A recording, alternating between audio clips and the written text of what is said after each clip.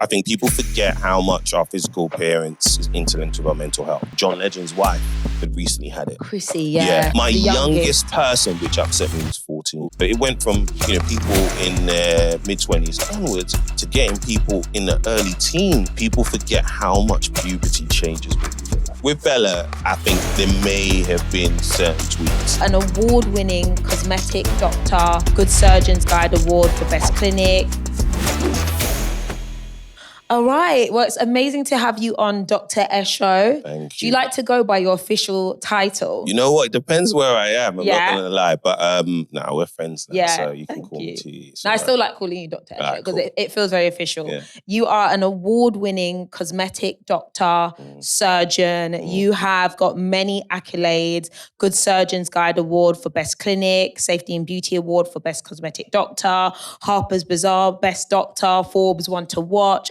You're also the resident medical doctor on E4's Body Fixers, and you've been on a number of different shows. Yeah. So when it comes to the world of cosmetics, you are that guy, basically. Yeah, it's weird when you hear you saying it back in that way, but yeah, it's something I love and very passionate about. As we were talking about, I don't really sleep. Yeah. To do all of that, you've got to be on it all the time.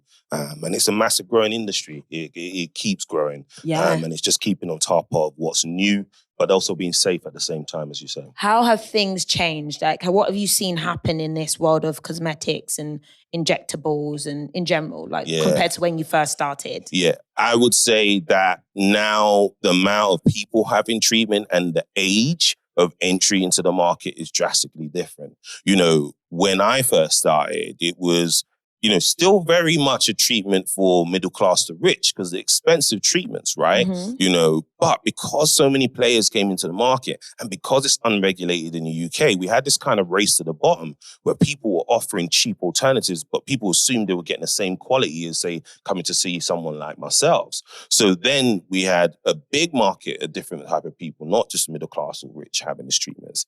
Then the effects of social media, I think, had a huge part because I remember part of my biggest growth point was I started having people that had big followings come and see me. Yeah. And then they would talk about me. And then that grew my following and my notoriety. But the same thing was happening to the influencers on younger people. Yeah. So younger people were seeing these people go and having these treatments and going, I want it. So it went from, people in their mid-20s onwards to getting people in the early teens asking. How young is my the youngest person, which upset me, was 14. Asked me, had sent me a DM on Facebook saying if she came with her mum and the mum gave her permission, would I treat her lips? So a 14-year-old wanted lip filler. Yeah. And she would have had permission from her parents to do that. Yeah. What was your reaction to that? Boy, I think... Cut the check. Yeah. No. You know what? The first thing you go through is what, it's an intense anger almost because, also at the same time, I'd become a parent at that time. So I'm like, this is not right. One, why are you 14 thinking about this? When I was 14, all I cared about was riding my bike, playing my Sega. That was about it. Why? And then why is your parent signing on with this? So if I kind of went in all hog, I think I would have pushed them away and they would have got done by someone. Right. So really it was trying to understand. And I remember that particular person, I asked them to come in with their parent. Wow. And we sat down and we had a good chat together. The mum's reasoning was good in a way. The mum's reasoning was, look, she's going to go and do this anyway. And if she's going to go and do this, I want her to do this with someone that is very good. And I don't want her to go to a back street and get damaged, right? The daughter's thing was, my lips are small. Everyone's teasing me about this. Which is crazy, because you know how when we were younger, we got teased for having big lips. For so many things, it's just flipped on its side. So one of the biggest things I was able to discuss with the daughter was that her face is still changing, her body's still changing, and it will continue to, factually, physiologically, between 18 and 21. So that may all change. Yeah. And obviously then the reliance upon needing to treat these treatments and maintain. And the risks, which she wasn't aware of. I think sometimes it's easy to just dye in your hair when you see on Instagram, and there's a lot of things that can go wrong. So actually, when I did that and we had an informed conversation, daughter was put off and happy to wait, and mum felt, happy that she had come. So I think education is a key part of it. But unfortunately, there's not everybody like that. There's people that you said will just cut the check. and do it. Yeah. Well, I know that there were aspects when it came to the NHS where they would give young people cosmetic surgery if they thought that they were under emotional distress, I believe. So I remember a story of, I think it was Nikki, she was on Big Brother. She got a boob job at 16 because her small frame was such a big issue for her. Do you understand that? And how do you balance, obviously there's the rules of being a doctor, you cause no harm. So like, how do you balance that? No, you're completely right. So, I think people forget how much our physical appearance or how we feel about our physical appearance is interlinked with our mental health. It's a big part.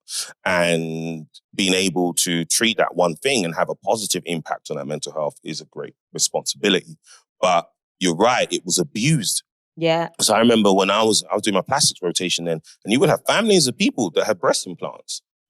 Mum, daughter, grandma, like aunt, everyone had breast implants because everybody knew the tick box of what to say. Oh, I feel low mood. I can't show anyone my body. There was like a tick box. So people knew and were doing it and having it done. And it's a lot different now and a lot better, thank goodness, where actually people are scrutinizing, is there really an emotional deficit in this? And I think one of the biggest parts of all of this is the consultation. That's the biggest bit. When you sit down and you have that discussion with the person, you're really understanding it. Is it because they want to do it? Is it because pressure from society or someone else? Or is it because there's an underlying problem with how they see themselves, that if they have that particular treatment, it's not going to make them happy? And that's the worst thing you can do. Because if someone has something like body dysmorphia and you turn around and you ignore that and you go, right, let's do this treatment, they're not going to be happy.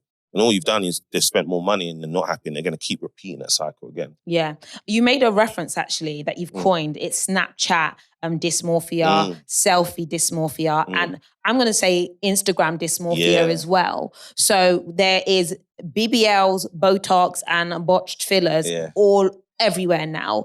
What do you feel like the role of social media has had on the way people want to look? And is it getting quite unnatural? I think people now have an unrealistic expectation of what beauty is. Yeah. I think before, when I was first starting out, people would bring images of their favorite celebrity or different bits. People don't do that now. They bring pictures of themselves that have been altered with filters or apps. Yeah. And they say, I want to look like that. And Can they? Is it possible? In some ways, yes, and in some ways, no. Yeah. And that's where the kind of consultation comes in to go, is what your expectation of what you want is real? I had someone that wanted all their pores gone. And I was like, you can't take your pores away. And they didn't really understand that. And they're showing me images of other people. And I'm like, that's a filter and makeup and more.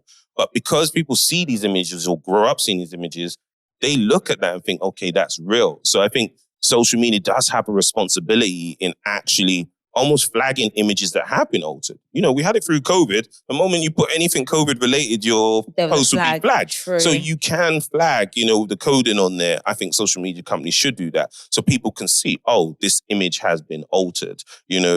What do they have to lose on that? No one has, but it can then give a better representation to people and go, actually, that's why that looks that good, or that's why that person looks this way. That is a lot of pressure for the Instagram girlies who are editing. Even me, I like a little skin smooth, a little tweak in, a little face But there's nothing wrong with it. There is nothing wrong with it, I think, as long as you're being honest with it. And that's what I think. I think there's nothing wrong with it as long as you're being honest with it. But sometimes also I do feel bad because you're damned if you do and you're damned if you don't, right? So if you're honest with it, well, you're fake then, Yeah. And it's in this. And then if you don't say it, then say, well, surely not. So it is a hard position to be with. But I think the onus on the platforms themselves is the first part. Because if you do that, then no one can really get away with it. And then it opens up the conversation. Yeah, it makes a lot of sense. But I'm not going to lie, I don't want to advocate for that for myself. I don't do that much, but, I like a little tweak. So again, when it comes to people being influenced by social media, when it comes to these cosmetic treatments, the pressure is getting worse. People are really struggling. And I know that cosmetics is not cheap. So people going down the route of going to other countries to get cheap surgeries, and that some people are dying. Some people are coming back looking amazing. And they're then coming also to people like you to fix the damage has been done.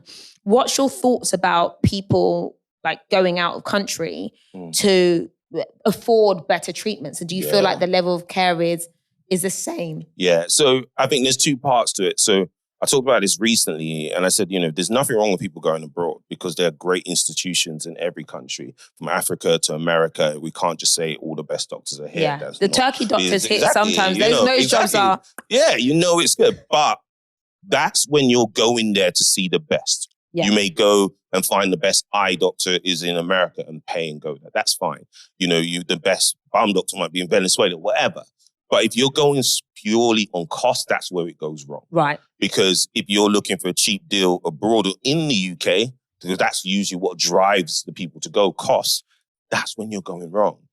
Everybody loves a deal, right? Yeah. I understand that. But when it comes to your face and your body and your health, that is not where we should be cutting corners. And as you said, people have died. Yeah. It's no joke. It's like, botched is one of the least of your worries. Losing your life. You've seen that young mom who died and, left her kids just for BBL. Oh, yeah. So I think when people are going purely based on cost, it's going to go wrong. I always say you pay cheap, you pay twice. Wow. If you're lucky, Yeah. And I think what's crazy for me, so I've had a number of cosmetic surgeries at this point in time. And actually, I think I've had one abroad and one in the UK. And it's crazy now because I've had three cosmetic surgeries. Confessions of a natural girl. No, two abroad and... Anyway, it doesn't matter. But I think that there was a part of me that almost blocked out the risk. I was like, it'll be fine. But I was going to the best doctors in that category. Yeah. So I know that for me, if I wanted liposuction, I wasn't going to go to, a country, Mexico, and the country of Mexico and go to the random doctor that everyone goes to. There's a really good guy like in Spain and I went to him because he's the best guy. Yeah. But I blocked out the risks. So why do you think women are willing to forget the fact that this is actually surgery just to look really good? The pressures of it, I think, isn't it? I think you can rationalize something to yourself. So when I do a consultation, I tell people what can go wrong. And sometimes they're looking at me like, why are you trying to scare me? I'm surely coming here to have this treatment. You should be trying. But I'm like, no, you should be scared because you should understand the risks. And if you still understand them and you still want it, then you truly do. Mm-hmm. But for many people, as you say, I think they tell themselves a lie because they know if they actually really took on board so many of the different risks, they wouldn't go through the procedure themselves. And that's about consent. The ability as an adult to consent to something. You have to understand the risk versus the benefits. Yeah. I get that. And I know that you do a lot of fixing of people.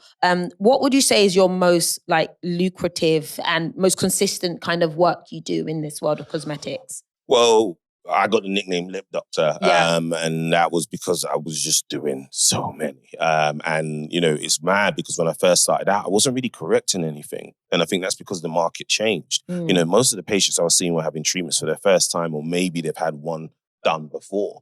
Now, when I'm seeing patients, these are patients that have had work done elsewhere for several different times. And unfortunately, gone by cost and things have gone wrong. Mm-hmm. So you're seeing everything from abscesses and pus in the lip to people losing parts of their lip, necrosis, to people right? Necrosis, to people having permanent fillers put in the lip or not even know. The craziest thing is when the majority of people come and see me, they don't know what's been injected in them.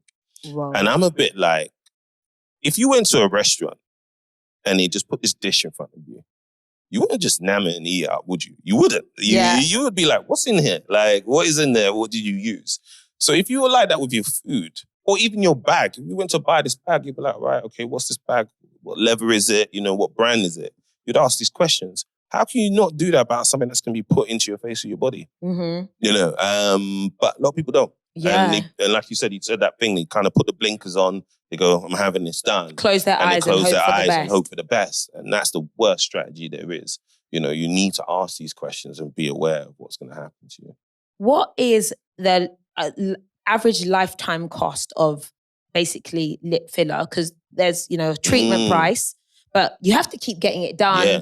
Getting it unfilled, it migrates, you get this, you get it done again. Realistically, in a lifetime, if a girl starts at 20, how much could she end up spending on lip filler? Yeah, so in terms of costs usually depend on, obviously, the person that's doing it, the amount that's going to be used, maybe twice a year. Right, okay. Average, right? Some people a bit more, but that should be the average. So then if we're talking about having a top up, which is about £400 twice a year. So that's like £800 per year. Then depending on how long you decide to keep having that aesthetic for, each decade you're going into there, it's £8,000 on top. If I do my maths, because I'm an accountant, that's my vibe. So maybe like their first year could be 1,200. Yeah. And then actually if you did it every year at that level over a 10 year, if you start at 26 and then 36, you still want to do it, you could be looking at least 12 to £24,000 for having lip filler. Yeah. So and that's just lip filler. That's just lip filler. That's not even the cheeks. That's not the jaw, the Botox. The Botox, anything else. The jaw. Oh, child. So actually, people could spend up to, let's say, $3,000 a year for these are the non-invasive treatments. Yeah. That you need a whole job for that. Yeah. Let's be real. Put in a SIP account just for the cosmetic account bank, just for saving for this. Yeah. And actually, that's a good point about is there a balance between going for these treatments that you will have to maintain or going for something permanent, like say a lip lift? Because I know a lot of people are looking at lip lifts now when actually they're getting their brow lifts as well. Yeah. There's the what's it called the thread lift. The thread. Thread lifts are so bad. Yeah, and I know what you mean. Fox eye. Fox eye. Okay, we're going to talk about that, and also ponytail facelift. Ponytail facelift. Yeah. So, what's your thoughts on the invasive versus non-invasive treatments? They both have their place, and I think what's happened is we've seen the market grow and technology improve. More and more people going for non-invasive treatments because its ability to control the end result or reverse something, right? So as you said, the worry is people blink because they don't want things to go wrong.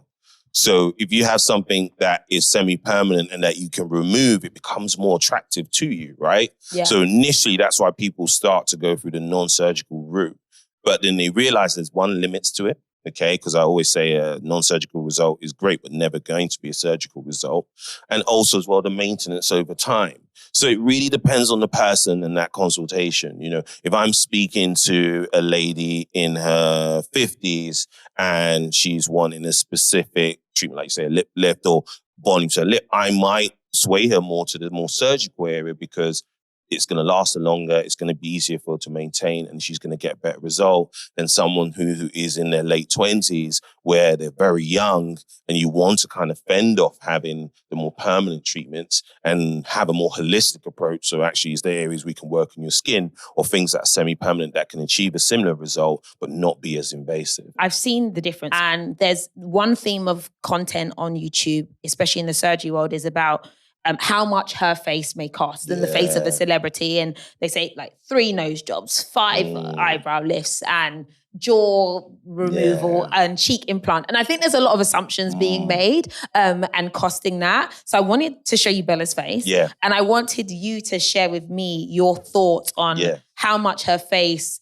costs. And if you think she's going down the route of more of a filler situation versus permanent. Because I think that a lot of people are assuming that she's had a lot of these permanent treatments. We know about the nose job, but I actually don't think it's as intense as people are making it out. Yeah. So I think with Bella, I think for any celebrity actually, when it's been a long period of time that they've been in the public eye, people forget how much puberty changes what you look like, right? So sometimes people get a picture from like when they're in their early teens and things and go, wow, you look different.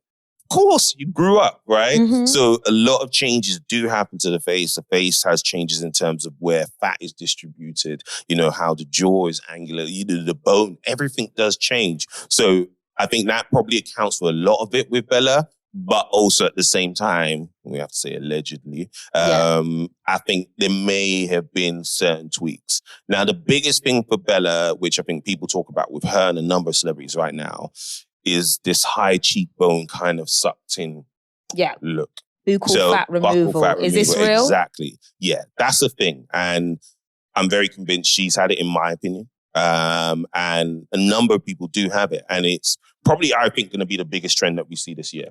I'm really scared of buccal fat removal. I think it makes people's face look more aged. So this is it. So in many ways, you're right. And I think I got, there was a lot of quotes taken from me where it was John Legend's wife had recently had it. Chrissy, yeah. And people were like, oh, Dr. Esho, what do you think about this? Should she have had it?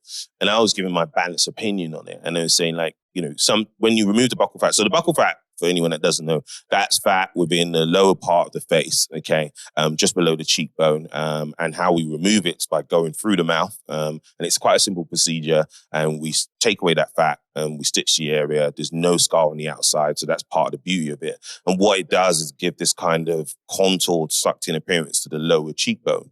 So that ability where people kind of pout in those photos to try and define the area. Yeah. Now, when we do that, people can look really good and it can give them a more defined aesthetic. The problem is when we start removing fat in areas, it can age us because that fat also, together with the other different fat pads in the bodies, helps support the different aspects of a face as we age. So when we lose fat as we age, our skin becomes more saggy, we become more gaunt and we look older. So it can accelerate that process in particular people. So you have to be very careful in choosing it because you might look great for a period of time, but then you might speed up the aging process as you exactly said. And that's what I find is, say, like the younger people, say Bella, doing certain things that age her now. So maybe she's only 20, I don't know her exact age, but early 20s, but actually has a more mature look. And I think, is there a case of people wanting to look more mature? Yeah, like loads. I have people, a lot of girls that come in and they don't want to look like kids or babies. Yeah. And I'm like, you're going to want that when you're 40. You're going to want that youthfulness of keeping up. But people want to look more mature. They want to look more aged. I had one girl that actually, her request was she wanted to look more naughty. Yeah, I was like, that was the most weird. She's listened to this. I won't say her name, don't I? And she knows because I laughed in that consultation. And I couldn't hold it in because I never had someone ask me that before. But I know what she means. But see, you know what she means, right? Like there's people with, I know I have a more baby face. Like, it's a bit more chubby, a bit more round. Yeah. And then naughty is like more like the fox eye. Yeah, she wanted to look, she was saying more sexy because she felt she looked like a little girl. Wow. And cutesy, and she didn't want that. Wow. She wanted to have a sex appeal in a way that she saw, like with Megan Fox and all of these people. In a way, she was going to look more mature and older and leave all that stuff behind. But it's very interesting, but it's a very common ask of people. And I always say, look, kind of be hesitant on that because as we age, we're going to age. Age is going to catch up with all of us, no matter how good your doctor is. So, be a bit hesitant when you're trying to get a more mature look. Yeah, I hear that. I don't want a mature look, but I think that's because I'm mature now. Yeah. And what do you think the cost of, say, Bella's face is right now? Because people will put like 200,000 spent on cosmetics. It's a guess, but maybe a wild guess. Yeah. So if we say allegedly, she's had a nose job, she's going to probably get it from the good people. So we're talking anywhere between 7 to 10 grand for that. Buccal fat removal, again, about 3 grand. Fox eye, thread lift, but I think she's had it allegedly surgically done, not with a thread lift, so more permanent. Again, you're talking about maybe 3-4 grand there. So we're going into, between 20 to 30 grand in her face. And that's not counting anything skin. So people forget, we talk about all of these invasive procedures, but the biggest investment that celebrities do, and most people that do in my clinic, is with their skin. Because no matter how much you do all of these things, if your skin is very aged, you're still not going to look as great. So you really need to focus on that aspect too. And that can cost from laser, to prescriptive skincare to everything else. So it's basically an investment. I'll take that back. So what do you think of the term, you're not ugly, you're just broke? Oh, broke, yeah. Oof. My friends talked to this about me, and I'm not going to expose any of my boys here and say who it was. But when I became in the field what I did, one of my boys asked me a question, and actually I thought, wow, he's actually thinking about this properly. He says, why should I make so effort in trying to find a 10 when I can find a 4 and bring her to you? Oh my God. This scares me. I really hope that this isn't what's in men's head. But I'm not saying who said that to me. To be fair, it could be cheaper than whining and dining a 10. Get a 4 with a nice personality. You know what I mean? And then get some nice treatment. I was shocked. I had to stay silent. I had to digest the information when he said it to me. Because at first I was like, what type of wild question is it? Then I actually appreciated that he had actually thought about it and what he was thinking about. And when he broke it down to me, he had valid points in a way that he was like, oh, look, you know, a 10 given, you know, would be so much more drama, so much more thing, where his 4 would be this way and do. And I thought, wow. But people do think like that, you know, and so this whole, I think that's where that quote comes from, you know, just like you just broke, because you can take someone that looks a set way and invest them, and they will be, it's particularly with females. Yeah. I say guys were limited in that way, you know, but particularly with females, when I've seen transformations where you're like, these are two different people. Yeah. You know, it's really real. And that can happen. Swimming on the first date doesn't matter if she's got all the cosmetic surgeries to make her look permanently good. Yeah. And I think that then, what role do you think like the male gaze, what role do you think that plays on women's insecurities and the desire to do these things? Because I actually think that women are inspired by other women to like look good versus it actually being about men. But do you ever think there's an impact of the men? And have you seen any men bring their women in and say, I want my girl to look like this? You know what? It's the other way around. So men are more hesitant for the women to come in. Right. You know, so usually the female will come in and the guy sitting in the corner quiet. He's like, oh, no, I don't know what you're doing with messing with all of these things. He's more hesitant. But because I think a lot of the males think, when they think of these treatments, they think of it going wrong.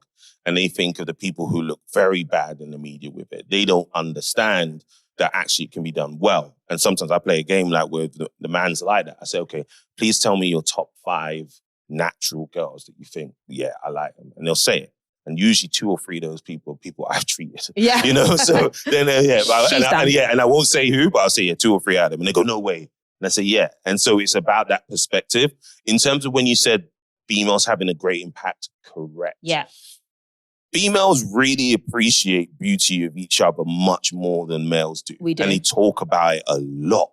Like, I will have it. My phone will blow up if people have reunions. That's the biggest place where people analyze reunions. Because I will get a text and it'll be like, I'm at this reunion, this girl from school, see this picture. She's done something. She's saying she hasn't, but tell me she has. You know, so people understanding it, appreciating it. There's a competitiveness to it, and there's also an appreciation of it. Yeah. And I think that is a big driver. But there's no denying that also what society, which is either man or female, sees as attractive is also a big driver too. You know, and we've seen that, like, in terms of what we've looked at with features. It goes in wax and waning. You know, before it was very skinny, thigh gap. Yeah. You know, this particular look, this is what we wanted. Then all of a sudden, Kardashians came along, you know, and it was like curves. Yeah. And it was full of features. Curves were around they were around already. But then all of a sudden, people like the curves on a different kind of body. Yeah. Which is scary, but that to see the way that the frame of women have changed by this false like perspective. Yeah. But and then and actually that's a really valid point, because I remember I recently saw you. I went to your clinic. I was like, I just need to be beautiful. I think I said that to you. And it's only because I went to an event and I saw Naomi Campbell. And I was like in awe. I was like, why does she look so good?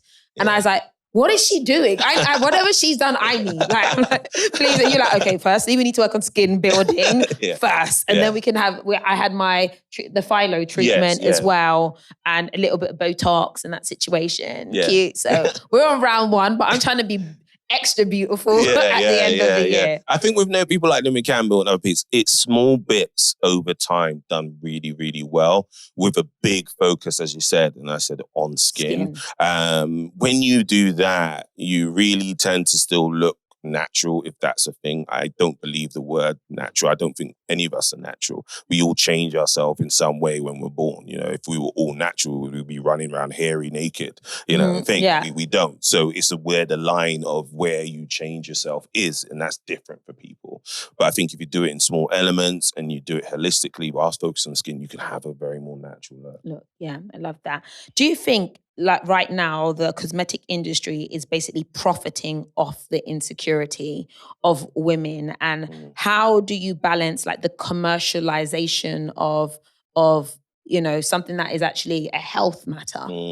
I agree with you. I think there is a big part of the industry that does that, no doubt. You know, if you don't, then you're lying to yourself. And I think as any practitioner in this industry, you have to also reflect on your role in it.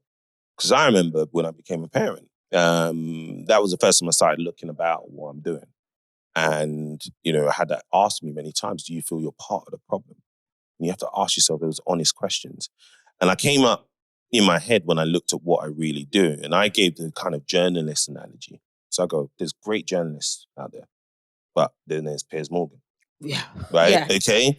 Not everyone's a Piers Morgan. Okay? Yeah. And unfortunately, he's part of what that industry is. Yeah. The people that are profiting off people's insecurities are part of our industry. But there's a good majority of there's good journalists, good practitioners that are doing it safely and ethically. And that's where I put my role into. And that's where, when you see me, I'm fighting a lot for regulation, for laws to be in place. We've now made it illegal for people under the age of 18 to have Botox and dermal fillers, which that never happened before. So is that illegal now? It's now illegal. So if anyone has a treatment under the age of 18, the person who does that treatment could be prosecuted. Yeah, exactly, which didn't exist before. Wow. And when I told people about this, I think it was on the front page of a magazine when I'd sent an open letter to the health minister at the time about this, a lot of people were like, well, surely it is. And I was like, no, it's not.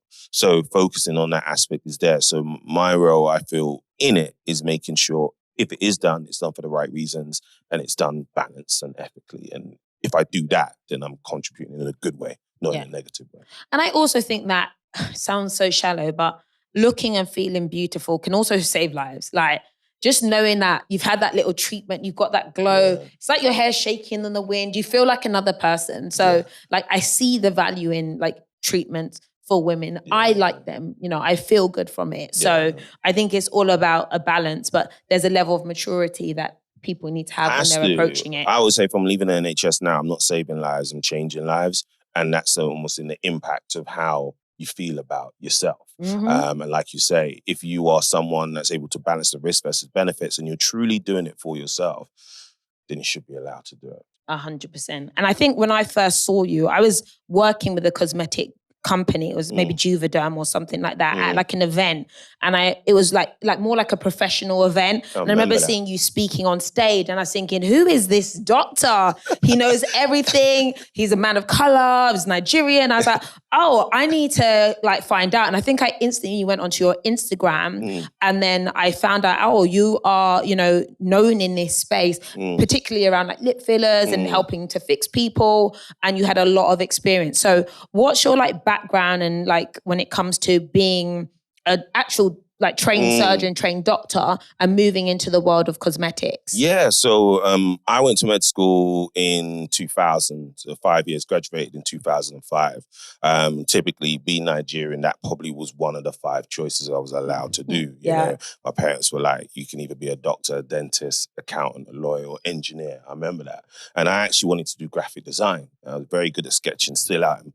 And that's what I wanted to do. My dad was like, nah, that's not rolling in this house. So I kind of was pigeonholed that way. And I went with it because I had on big respect for my parents, which I still do today. But I think when then going into the medical field and having that interest in art and design and everything else, then the area of aesthetics or plastics became the most attractive part for me because I was doing stuff with my hands. The canvas was different. Rather than it being a piece of paper, it was people's faces or bodies, and the work was meticulous. So straight away I thought, this is it. This is what I want to do. My parents didn't really understand it. Yeah. They were like, why don't you be a pediatrician? You're good with kids. But for me, it was like, look, this is where I want to be. Now, when I started training, and I was on NHS purely, I remember when I decided that I wanted to leave and grow my own brand. And that was a hard thing because my dad, again, being an accountant and pushing me this way, was like, you have a secure NHS job, a pension. Yeah. And didn't really understand the speciality I was going into. And he was like, nah, this is not really going to happen. So we had to cut a deal in a way that I was still working in NHS, started to try and build my private practice. And only when my income in my private practice had equaled what I was making in NHS and was stable for a year, would he allow me to leave? And you can imagine this. I'm a grown-ass man. I was going to say, I'm a grown man. you. You know what I mean? Yeah, adult. literally. I'm an adult. But to be fair, I was listening to him because he was right.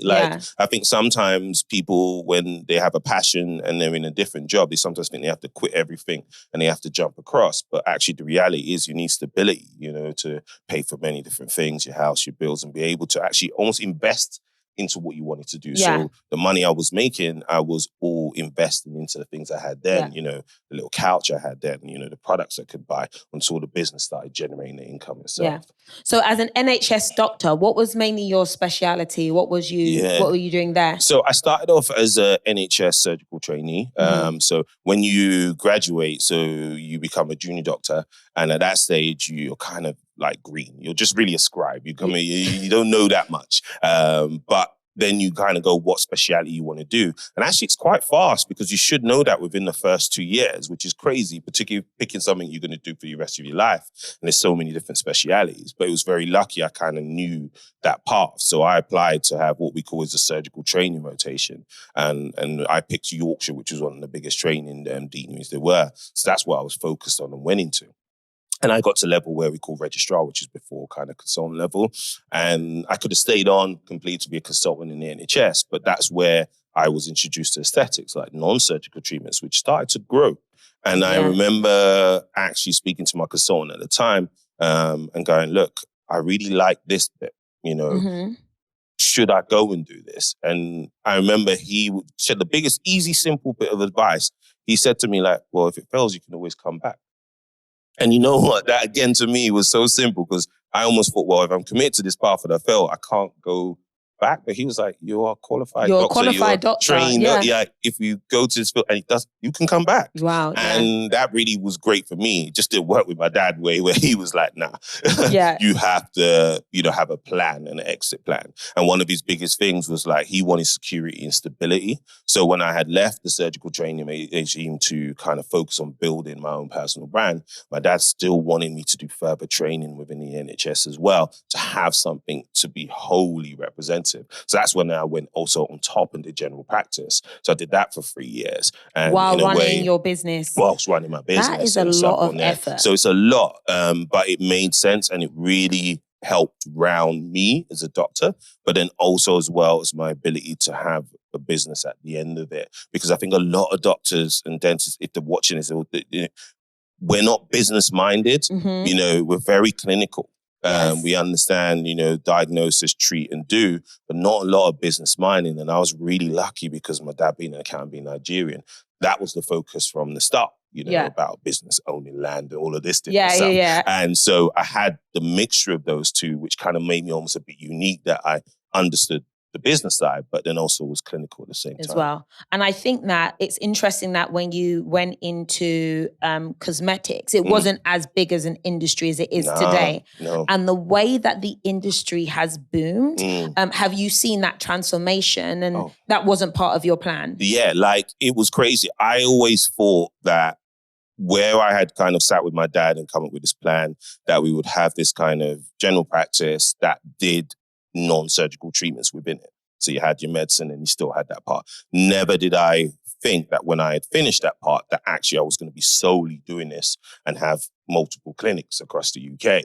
And that just showed my trajectory, but then also the growth in the industry itself. Yeah. Like, you have so many players in the market now, not just in the UK and internationally. And, from building products to treatments to what you can do compared to when I started, it's a whole different ballgame. So I've got some questions, my eye shakers. Usually I ask them in the beginning, but we're going to ask them now. Go. And then just some opinions and just make you feel a bit awkward. Do you think Beyonce or Rihanna have had any work done?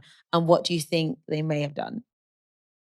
I'm going to be breaking some guys' hearts here because, again, when it comes into the top of who they say is a natural beauty, Beyonce's up there, and also Rihanna is. Yeah.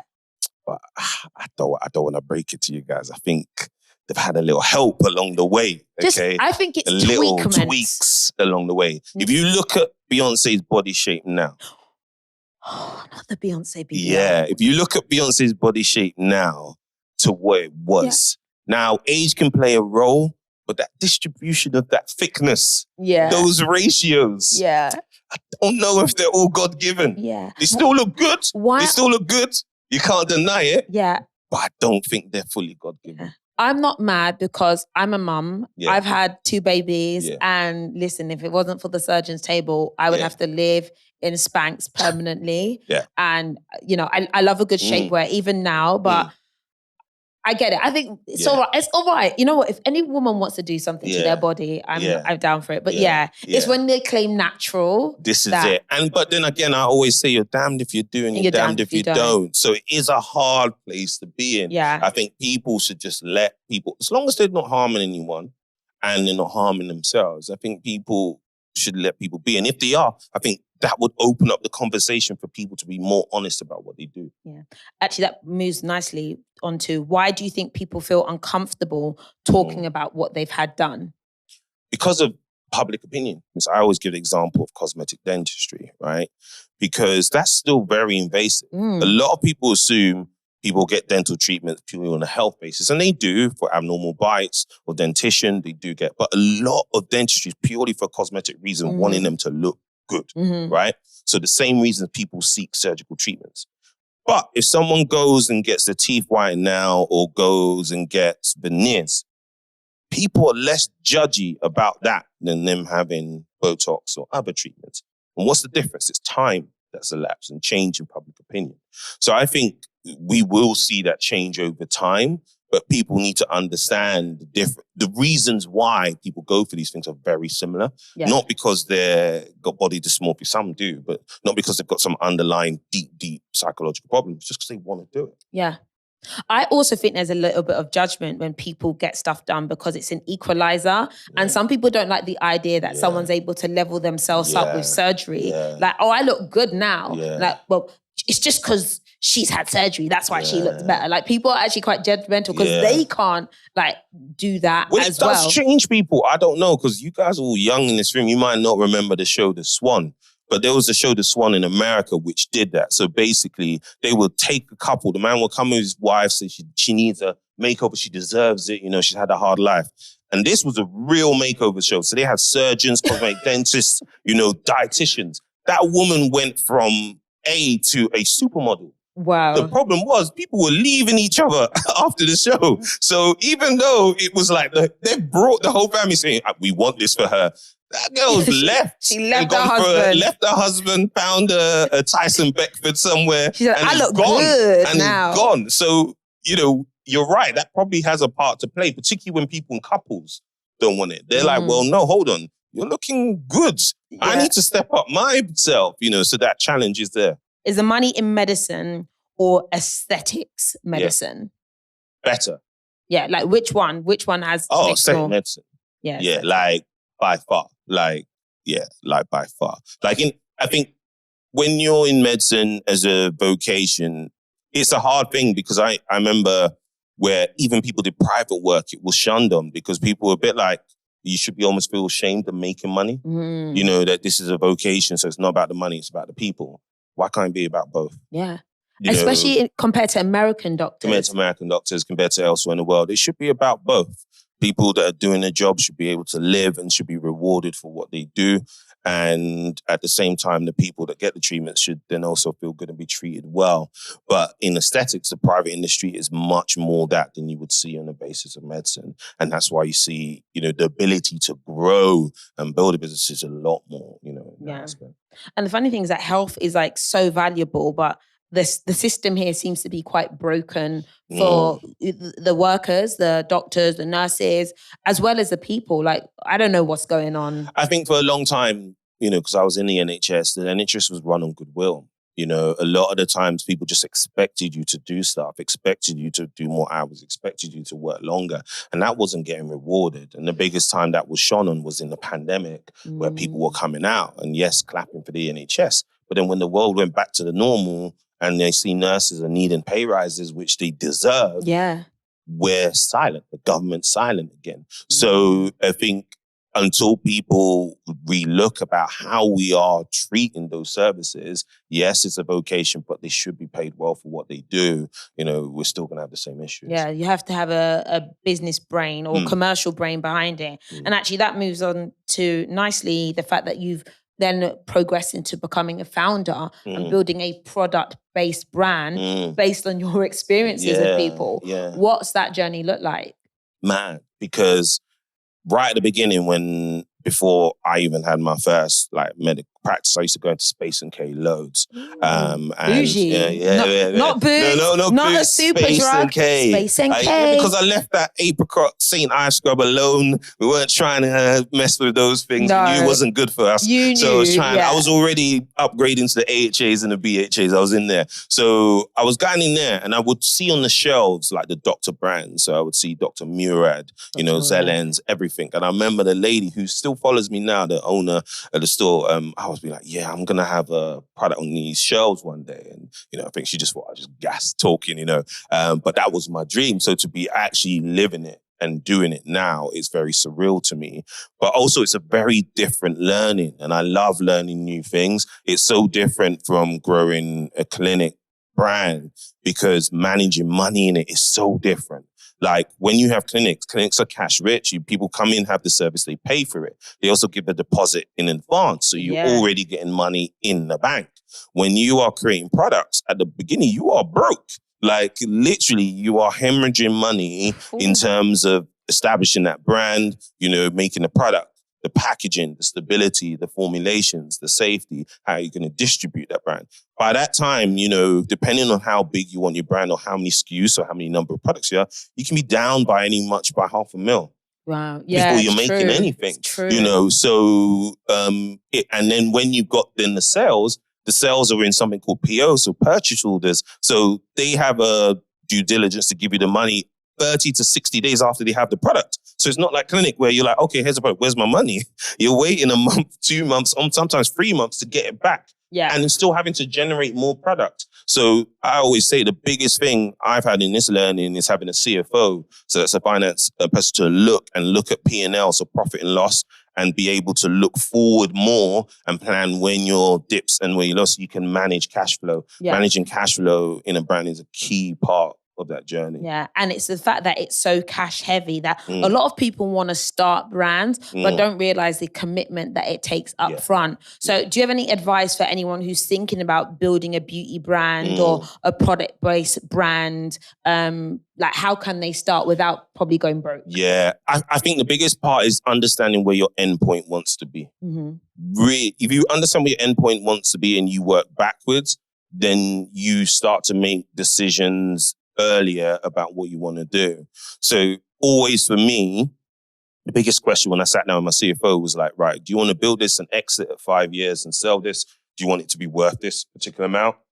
If that's the case, we need to go for external investment now, really pump up that valuation, get a big arm in that. Or do you want this to be something for yourself as a slow burner that over time is that, yes, it will generate income, but you completely own the equity of it. And it was the latter. I wanted to completely own the equity of it and something from a point of view when I'm not here anymore that the kids as well could go into as well. So knowing that means having things ownership is very key. Yeah. And having things on your own basis. So developing your own e-com platform, developing your own community, and also doing things deliberately, but being patient as well, and not looking too much at what others are doing. Because a lot of brands now, they come out today with 2 million, 3 million seed investment up front. Yeah, you can't compete with that. Yeah. You can't. But if you've generally got a good product and loyal customer bases, you can build organically and slowly a great brand. Yeah.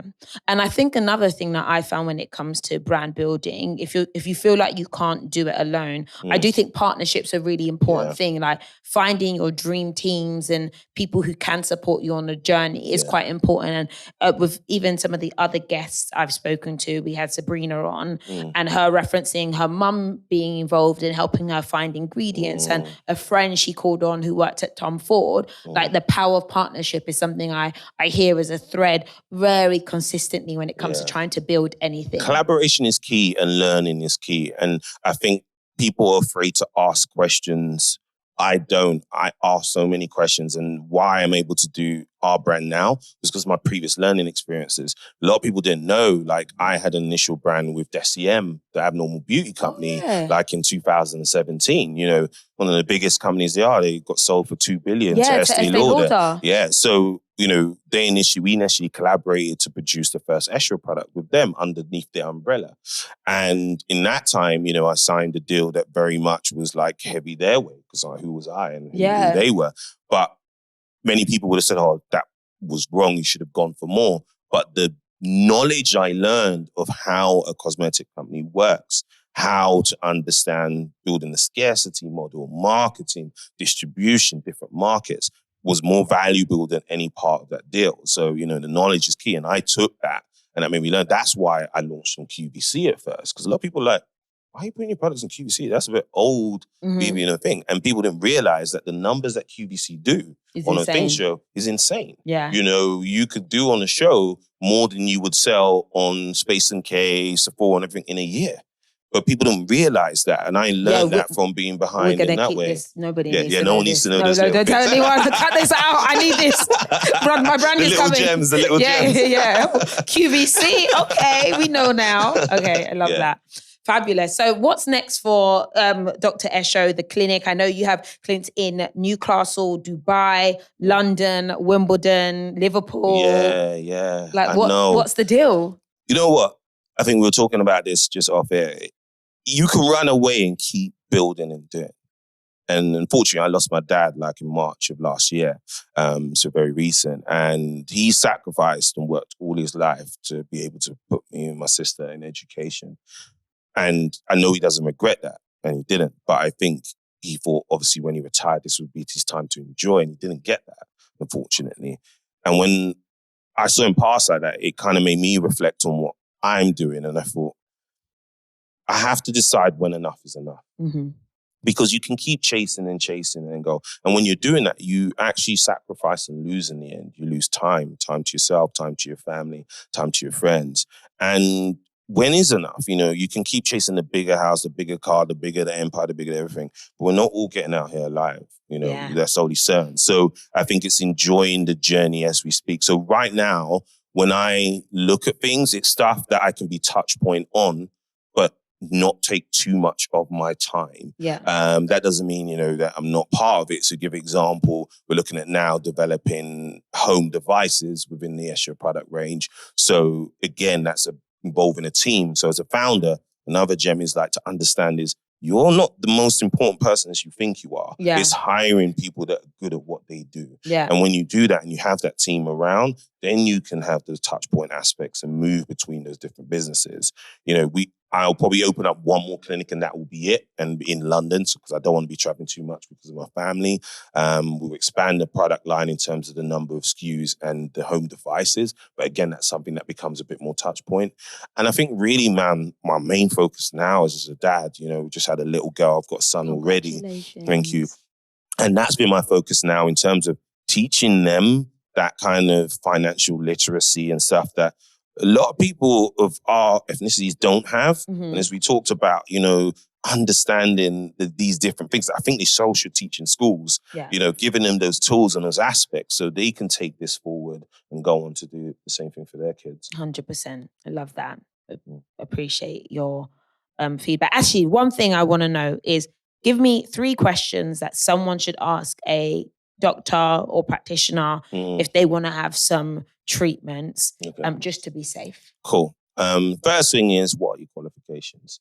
No doctor should be scared to answer that, okay? And a lot of people don't ask that because sometimes they don't realize that person is even a doctor anyway, you know? So what are your qualifications? How long you've been doing what you're doing? Where will the treatment be, okay? You know, I've heard stories from people turning up to have treatments in the back shed to someone's bed in their room. It's mad. The other thing is a very important thing is if things go wrong, what will you do? If your doctor or your practitioner is not able to answer that question, walk out of the room. Because there should be a plan for when things go wrong. They always should be, because unfortunately they can happen. These are non-surgical treatments. Doesn't mean they're non-medical. They still have risk. So those, I think, are the most 3 important questions I'd ask anyone. Thank you. I think that's so valuable for many of the girlies who are still going to get the treatments. Yeah. They're still going to want to invest in their beauty, and that's okay as long as they do it safely. Completely. Appreciated. Well, thank you for coming today. That's all good. And where can people find you? Man, everywhere right now. But see us on our social media at Dr. Tijo and Esho across Instagram and at the Esho Clinic. And also we have a new show launching this year on Channel W2. So to tune in. Love that. And I'm in for my next treatment. I think at the end of January. There we go. It's booked. Wear my sunscreen now. Thank you very much. Thank you.